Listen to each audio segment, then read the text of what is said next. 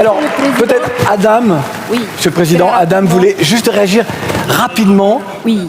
Pour Adam et pour le Président, réaction vraiment rapide. Juste 30 secondes. Je veux juste rappeler à Monsieur le Président que ce qui se passe au Sahel n'est que les conséquences de ce qui a été fait en Libye.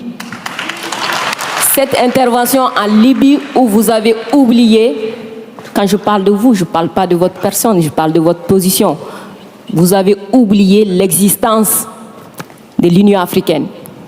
Monsieur le Président, vous l'aimez le dire. Nous sommes au Mali pour aider le Mali. Si nous n'étions pas venus au Sahel, il n'allait pas avoir de gouvernement actuellement au Mali. J'ai envie de vous dire que si ce n'était pas les Africains, il n'allait pas avoir de France aujourd'hui. Nous sommes liés, nous sommes liés, nous sommes liés. Arrêtez de dire que vous êtes venus nous aider. Non, parce que le terrorisme ne menace pas que le Mali. Vous êtes aussi menacés. Arrêtez de nous culpabiliser sur une position de victime. Mais Adam, je ne vous culpabilise pas. Monsieur le Président, je n'ai pas terminé. Je ne vous culpabilise pas. J'essaie de restaurer justement un dialogue réciproque et de respect. Oui.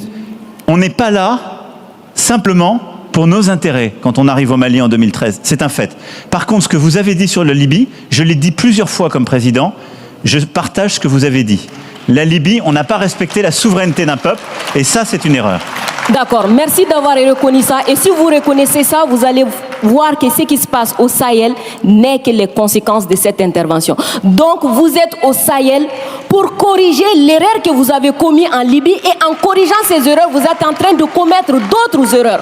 Monsieur le Président, je vous rappelle que l'intervention militaire étrangère n'a jamais réglé un problème. La Libye, elle est comment aujourd'hui?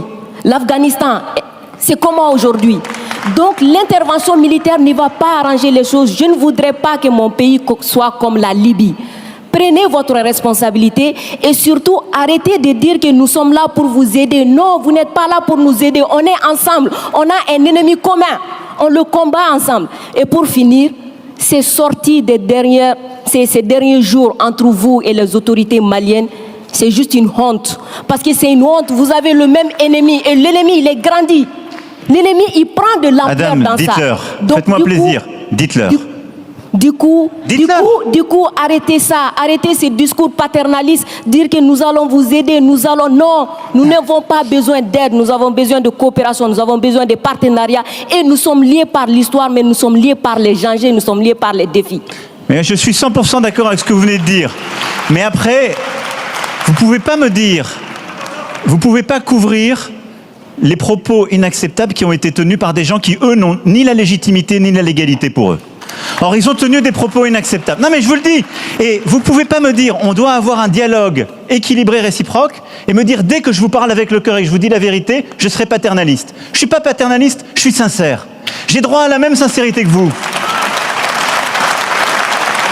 Me demandez pas, dès que je dis la vérité, je serai paternaliste. On ne va jamais s'en sortir. Vous me dites la vérité avec votre cœur, vous me prenez à partie, vous me bousculez. J'ai le droit de vous dire ma vérité aussi. C'est pas du paternalisme, c'est de la sincérité. Ok, Monsieur le Président, non, juste pour dire que la sincérité n'exclut pas la courtoisie, la sincérité. Mais je suis courtois comme vous l'êtes avec moi, Adam. Oui. Nous sommes courtois les uns. Je suis carrément d'accord avec vous, Monsieur le Président. C'est juste vous dire que j'adore votre sincérité, mais elle n'exclut pas le respect, elle n'exclut pas la courtoisie. Je pense que nous avons l'un et l'autre, là dans le débat, une très grande courtoisie. Absolument. Et on fait la démonstration qu'il n'y a pas de paternalisme, il n'y a pas d'agressivité, il y a une vraie sincérité, mais il n'y a pas de tabou. Et ce que vous avez décrit sur ce qu'on fait au Sahel, c'est exactement ça. Moi, je ne pense pas que l'intervention militaire soit l'alpha et l'oméga. Je pense le contraire. Et donc, le problème que vous avez aujourd'hui, c'est qu'il y a une autorité de transition qui dit « ils devraient rester là militairement, parce qu'ils ne veulent pas faire le travail ». Nous, mais exactement, il y a des accords avec des engagements de toutes les parties. Et donc, nous, on est là pour la sécurité, mais à côté de ça, depuis 2017, on a l'Alliance internationale pour le Sahel, qui est de l'aide au développement avec la Banque mondiale, l'Allemagne, tous les pays, justement, européens et autres, qui est cet investissement solidaire qu'on a dans la région. Et il y a le rôle du retour de l'État. Chacun doit faire sa part. Et plus vite le reste est fait, plus on peut se retirer militairement, ce qui est beaucoup mieux. Parce que je vais être clair avec vous, je partage totalement la finalité jamais une intervention militaire ne remplace le travail d'un État. Jamais. Et moi, je peux vous dire les yeux dans les yeux que je n'ai jamais envoyé l'armée française contre un État souverain ou pour remplacer un État souverain. C'est ce qui a été fait en Afghanistan, ce qui a été fait en Libye. C'est la grande différence avec le Sahel. Refermons le chapitre. Monsieur le Président, on va refermer le chapitre. On va s'intéresser